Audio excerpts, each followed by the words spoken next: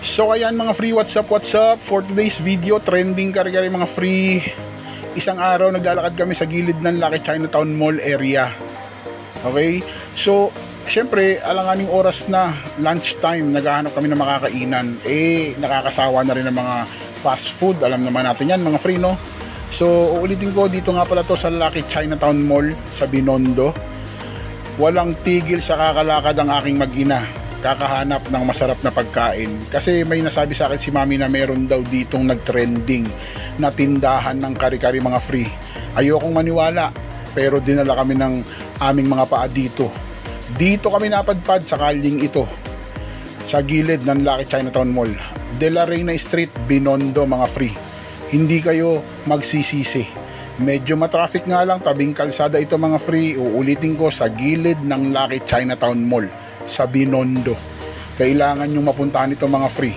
Maraming beses na sila nagtrending at ang pangalan ng ating kakainan, Mongklong's Fast Food mga free. Sa pangalan pa lang, Mongklong's, at ang lechon kari-kari nila, lechon kawali kari-kari, 100 pesos lang, sulit. Ayan, makikita nyo naman yung trending kari-kari na sinasabi ko. Paano hindi magti-trending? Napakasarap, napakakulay.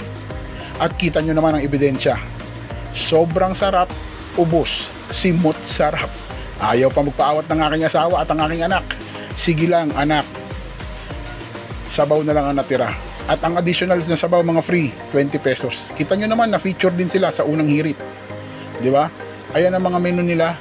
So uulitin ko lang, no, dinayo pa namin, pinasok namin ang napakalinis na kusina mga free. Di ba? Kita nyo naman, sabaw na lang ilalagay, ready na. At malakas din sila sa takeout mga free. Uulitin ko, Mongklong's Fast Food, kailangan nyo mapuntahan to mga free. Thank you for watching.